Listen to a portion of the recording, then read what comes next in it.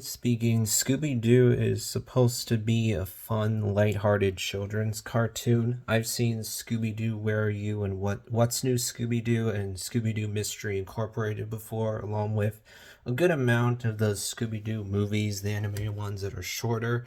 Also seen the two live-action Scooby-Doo movies that came out in the early 2000s, and then Scooby-Doo The Mystery Begins.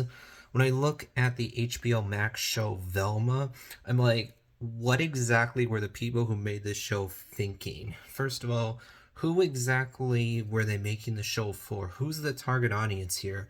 I really don't know. Because on the one hand, the show is not for Scooby Doo fans, considering that Scooby Doo isn't in the show the dog. Also, the other main characters, Fred, Velma, Daphne, and Shaggy, are so different from the way they're usually portrayed that they might as well just be different characters entirely. You're only calling them Fred, Daphne, Velma, and Shaggy because those are the iconic names. They're not actually the same characters. And on top of that, these characters don't like each other at all, which goes against what Scooby-Doo is supposed to be about. This group of kids and a dog that go out solving mysteries. And also, Velma is very unlikable.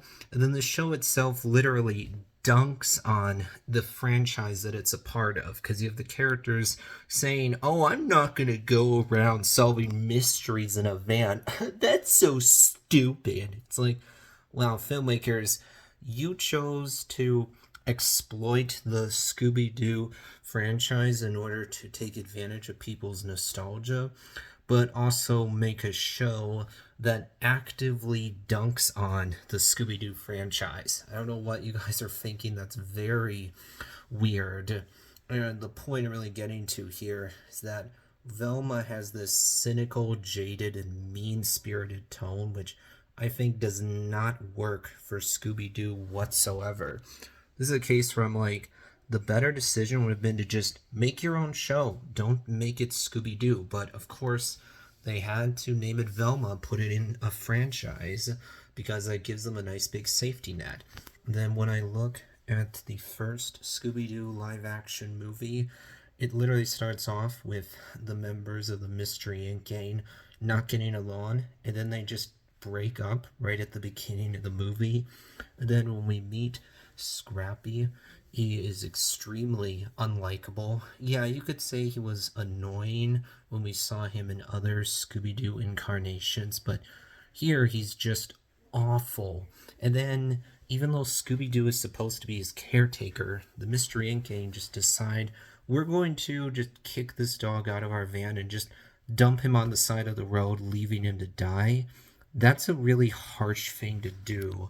So, like Velma, when I think about that first Scooby-Doo live-action movie, I'm like, this cynical, jaded, mean-spirited tone doesn't work for a light-hearted children's franchise like Scooby-Doo. So I don't know what the people making this were thinking, especially with Velma, show that everyone who's seen it has said the same thing. Yeah, it's terrible. It got horrible reviews. Literally nobody liked it, to the point where people just were hate watching it just to like see how bad it really was.